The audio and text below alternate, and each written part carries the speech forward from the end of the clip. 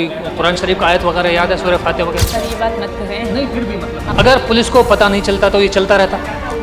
Sir police को वैसे पता नहीं चला था, हम खुद वकील के पास गए थे तो उन्होंने हमें धोखा दिया। हेल्प तो करी ना कि हमने कहा किसने धोखा दिया? वकील ने अच्छा, पुलिस को इन्फॉर्म कर दिया। तीसरी बार आपको सचिन जैसे प्यार हुआ, बगैर देखे हुआ, बगैर मतलब मिले हुआ, बगैर जान पहचान के हो गया, अगर मतलब ये सिलसिला आगे बढ़ गया, कोई और प्यार हो गया नहीं तो? सर, ऐसा कभी भी नहीं होगा।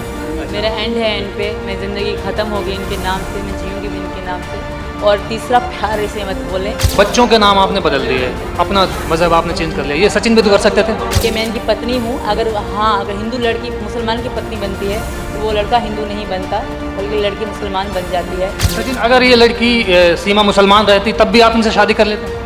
तब भी कोई दिक्कत नहीं आती प्रेम में, प्यार में, मोहब्बत में? तो सर इसने ही खुद कह दिया था कि तुम हिंदू हो तो मैं भी हिंदू बनकर रहूँगी। तो दोस्तों, रोमियो जूलियट की कहानियाँ आपने बहुत सुनी होंगी, आपने हीर रांझा के किस्से सुने होंगे, आपने लैला मजनू की कहानियाँ भी सुनी होंगी, और आपने शिरीन फरहाद की इश्क, मोहब्बत और प्रेम की कहानी भी ज़रूर सुनी होगी। लेकिन अब ये पांचवी कहानी इसमें ऐड हो गई है, और ये कहानी है सीमा और सचिन की।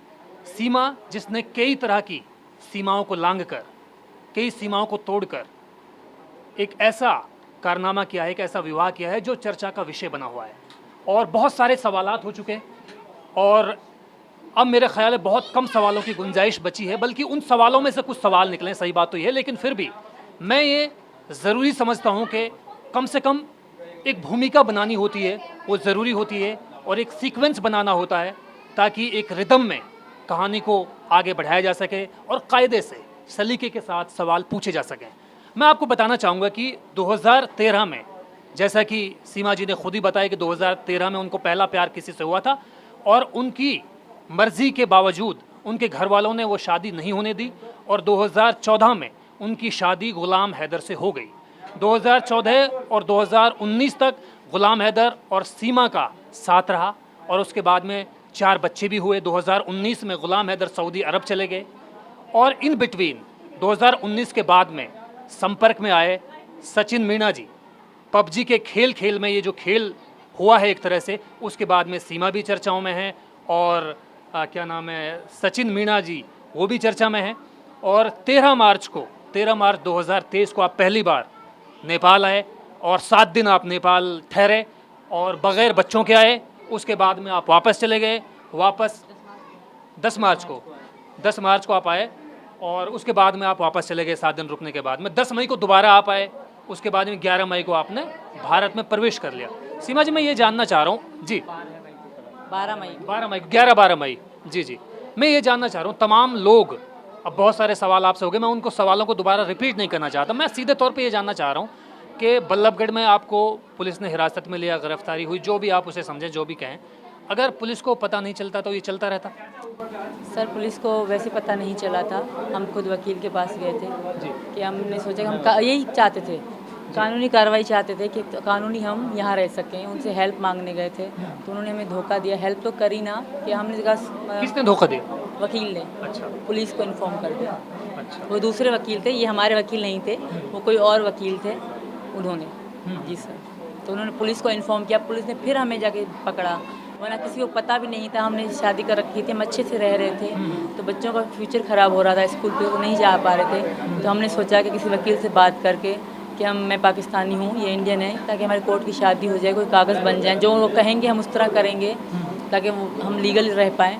तो उन्होंने मतलब, लेकिन आप लीगल की बात कर रहे हैं, लेकिन आप तो गैर कानूनी तरीके से आए हैं। आपके पास सिर्फ पासपोर्ट था पाकिस्तान का, वीज़ा आपके पास था नहीं, भारत ने परमिशन दी नहीं। अब तमाम तरह की कहानियाँ चल रही हैं, जासूसी वगैरह की बात करी, मैं तो उन बातों को रिपीट नहीं करना चाहता। लेकिन ये आप भी जानते हैं सीमा जी कि सीमाओं पर तैनात हैं दोनों तरह के सैनिक, फौजी, और तनाव होता रहता है। कई बार दोनों मुल्कों के बीच में लड़ाइयाँ, झगड़े हुए हैं, बावजूद इसके आपने इतना बड़ा कदम उठाया। सर पहली बात तो पाकिस्तान के बॉर्डर से मैं नहीं आई, वहाँ से तो कोई भी आने का सोच, मैं तो क्या, कोई भी आने का नहीं सोच शायद सकता। तब इतना बड़ा सवाल नहीं होता सीमा जी, अगर आप डायरेक्ट दिल्ली आते तो शायद इतना बड़ा सवाल ही नहीं होता। अगर यहाँ का वीज़ा लगता ना जी। तो मैं इस तरह आती भी नहीं सर। मुझे शौक़ नहीं था कि मैं इसके, क्योंकि इंडिया का वीज़ा पता है सिर्फ 1100 में लगता है पाकिस्तानी, और नेपाल का वीज़ा मैंने 10,000 में लगवाया। तो मुझे शौक़ नहीं था कि मैं इतना महंगा वीज़ा लेती, मैं नेपाल का इंडिया का ही लेती, पर इंडिया का वीज़ा मिलता नहीं सर, मुझे मिला नहीं, मजबूरन मुझे ऐसा करना पड़ा। अगर ऐसा लगा आपको, कई बार ऐसा होता है कि जैसे पहले प्यार की मैं बात कर रहा हूँ, दूसरा प्यार आपको गुलाम हैदर से हुआ, मिस कॉल के ज़रिए जैसा आपने बताया, कोई मिस कॉल के ज़रिए प्यार नहीं हुआ, कोई प्यार नहीं हुआ, हमारी शादी की गई, आपकी परमिशन से नहीं हुई? बिल्कुल नहीं हुई, ये जो कागज़ दिखाए गए मैंने देखे भी नहीं थे कभी। चलिए ठीक है, जैसे कुछ अखबारों के ज़रिए या मीडिया कर्मियों के सवालों के ज़रिए बात आई, मैं उस बाबत आपने से मैंने ये सवाल पूछा था। तीसरी बार आपको सचिन जैसे प्यार हुआ, बगैर देखे हुआ, बगैर मतलब मिले हुआ, बगैर जान पहचान के हो गया, अगर मतलब ये सिलसिला आगे बढ़ गया, कोई और प्यार हो गया ऐसा तो? ऐसा कभी भी नहीं होगा, मेरा एंड है एंड पे, मैं ज़िंदगी ख़त्म हो गई इनके नाम से, मैं जीऊँगी भी इनके नाम से। और तीसरा प्यार ऐसे मत बोलें, हमारा प्यार होने में साल लग गए और हम ये मैं इसलिए कह रहा हूँ क्योंकि मुलाकात नहीं हुई थी आपकी, मिले नहीं थे आप लोग। दोस्त थे, क्योंकि मैं अकेली रहती थी तो हमारी बातचीत बहुत ज़्यादा होती थी और मुझे बहुत अच्छे लगते थे। किसी सब लोग कहते हैं ऐसा क्या देखा इनमें, वो मुझे पता है कि इनमें क्या है क्या नहीं। मेरे अच्छे दोस्त रहे हैं, मेरे हर दुख सुख में रहे हैं, मेरे हर बात में ये मेरे साथ रहे हैं। अभी भले कम बोलते हैं पर मेरे साथ दिन रात हमारी बातचीत होती थी।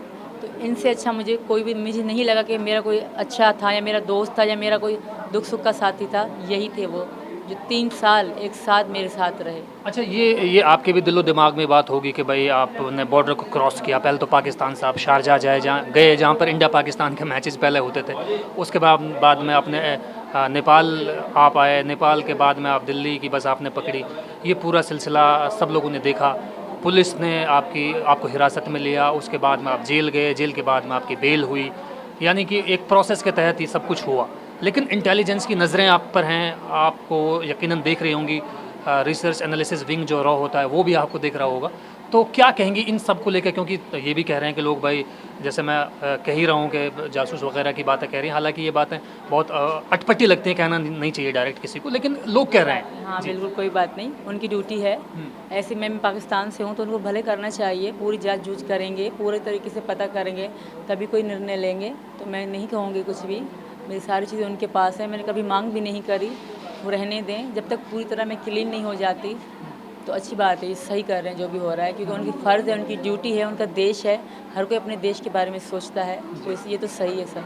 जी, जो सच है वो सामने एक आए। दो सवाल और आपसे पूछूंगा, मैं बीच में सचिन जी से पूछना चाहूँगा। सचिन भाई, मैं ये जानना चाह रहा हूँ और तमाम लोग ये जानना चाह रहे हैं, पूरा देश ये जानना चाह रहा है कि सीमा जी इतनी जल्दी जो है रच बस गई हैं, रम गई हैं, हिंदुस्तानी बन गई हैं, हिंदुस्तानी जो एक संस्कृति होती है, हिंदुस्तान के जो कस्टम्स होते हैं, ट्रेडिशंस होते हैं, उनको फॉलो करते हुए अपनी ज़िंदगी को आगे बढ़ाने की कोशिश करी, ये सब इतने जल्दी कैसे मुमकिन हो पाया?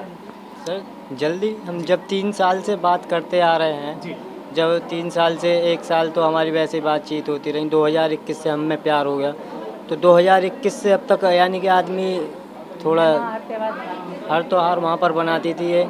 और एक तेनाली रामा के नाम से नाटक है, वो नाटक देखती है, तेनाली रामा के नाम से नाटक देखती थी, तो उस पे से सब कुछ सीखा। और कुछ मैं बताता था वैसे कि हमारी राम जी आने वाली हैं, या इस कृष्ण जी का जन्म है, या रक्षाबंधन है, त्योहार है होली का, तो ये सब है जानकारी है। अच्छा सीमा जी, मैं ये भी आपसे जानना चाह रहा हूँ, बहुत थोड़ा वक्त मेरे पास है, कि कभी अभी ऐसा लगा इन बिटवीन ये प्रोसेस जो चल रहा है, कभी कोई गलती वगैरह, कोई ऐसा गिल्ट का कोई एहसास हुआ कि यार गलती हो गई, ऐसा कुछ लगा? सर मैं तो कोशिश यही करती हूँ कि सच ही बोलूँ, पूरी कोशिश मेरी यही रहती है कि सच ही। नहीं, कई बार ये होता है इंसान जल्दबाजी में कोई फैसला ले लेता है। मेरे भैया के बारे में तो मुझे मना किया गया था कि तुम इन मीडिया वालों को ज़्यादा मत बोलो, क्योंकि तब मेरा केस चल रहा था, सब मालूमात कर रहे थे, अब भी कर रहे हैं। तो उन्होंने कहा तुम इस तरह मत बोलो, तुम बोलो बस कुछ नहीं। तो 2 बातें उन्होंने मुझे बताई, मैंने वही बोली। तो इसके अलावा मैंने कोई झूठ, एक ही वही झूठ बोला था, तभी बोला था। हाँ, कानून को जो भी मेरे पास आते थे उनको सब सच बताती थी। वहाँ मीडिया में मैंने एक ही झूठ बोला था कि बाद में वो भी क्लियर हो गया। क्या झूठ बोला? ये कि मेरे भाई फौज में है, मैंने कल नहीं है। अच्छा, कुछ लोग ये भी कह रहे हैं भाई, जैसे इंटेलिजेंस एजेंसियां कह रही हैं कि सीमा है या नहीं, तो आप कोई कुरान शरीफ का आयत वगैरह याद है, सूरह फातिहा वगैरह? सर ये बात मत करें। नहीं, फिर भी मतलब हाँ मुझे आती थी, नमाज आती थी मुझे, इसमें कोई शक नहीं है। पढ़ते थे आप? हाँ मैं रमज़ान में, इसके अलावा नहीं। रमज़ान में हम रोज़े और नमाज पढ़ते थे, उसके बाद में कभी नहीं पढ़ी। रोजे रखते हैं आप? अब तो नहीं, पहले रमज़ान में रखते मतलब साल में कितने बार रखते हैं? थे, बस रमज़ान में। कोई और बात जो आप कहना चाहें? बस योगी जी से, मोदी जी से रिक्वेस्ट है, हैदर की सुन रहे हैं, मेरी सुन लें, मुझे वापस ना भेजें। मैं यहाँ की बहू हूँ, पाकिस्तान की बेटी थी। मैं ये जानना चाह रहा हूँ, बच्चों के नाम आपने बदल दिए, अपना मज़हब आपने चेंज कर लिया, ये सचिन भी तो कर सकते थे?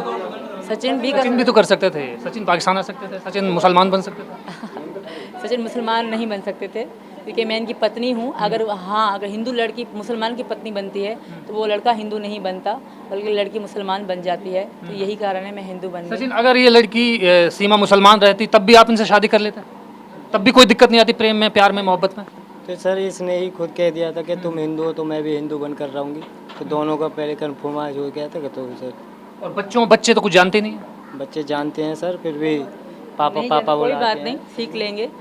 और दूसरी बात, मुसलमान ज़रूरी नहीं कि मुसलमान जन्नत जाएंगे, और ज़रूरी नहीं कि हिंदू दोजख में जाएंगे। किरदार और करैक्टर इंसान को जन्नत दोजख ले जाएगा। अच्छा, इनके पिता का नाम क्या होगा स्कूल डॉक्यूमेंट्स में, ये बता दीजिए। सचिन मीना ठाकुर। लेकिन बच्चे तो गुलाम हैदर के हैं। वो थे, अब गुलाम हैदर से मेरा कोई ताल्लुक नहीं। तो अगर भारत सरकार ने कहा सीमा जी आपको वापस आना पड़ेगा, पाकिस्तान वापस जाना पड़ेगा, एम्बेसीज की तरफ से कोई बात आ गई, सरकार ने ये बात कह दी, तो फिर क्या होगा? अगर बच्चों को ही बुला लिया फिर क्या होगा? आप बच्चों के बिना रह पाएंगे? रह तो नहीं पाऊंगी। मुझे विश्वास है यहाँ की सरकार पे कि वो एक बच्चों को माँ से जुदा नहीं करेंगे, क्योंकि मेरे बच्चे छोटे हैं। हैदर, अगर बच्चे खुशी से हैदर के पास जाएंगे, पाकिस्तान जाएंगे, मैं मना नहीं करूंगी। तो नागरिकता आपको मिल जाएगी, ऐसा यकीन है पीएम मोदी पर? सीएम योगी आपकी मदद करेंगे? बिल्कुल यकीन है, क्योंकि मैं यहाँ की बहू, यहाँ की बेटी, इनकी पत्नी हूँ। चुप तो हो जाओ। जी ठीक है दोस्तों, तो ये थी सीमा रिंद, जो पहले सीमा रिंद थी, अब हो गई, अब उसके बाद में सीमा गुलाम हैदर, और अब जो है शायद सीमा मीणा हो जाए, क्योंकि वो सचिन मीणा की मंगेतर बनने की बात कर रही हैं। और शादी की बात आप लोगों के सामने आ चुकी है कि नेपाल के पशुपति मंदिर में उन्होंने शादी की थी। लेकिन ये कहानी कितनी कामयाब हो पाएगी, कितनी सफल हो पाएगी, और देश के लिए जो सवाल देश के सामने खड़े हो पा रहे हैं उन पर कितना मरहम लग पाएगा, या कितने वो सवाल सही या गलत साबित हो पाएंगे, ये देख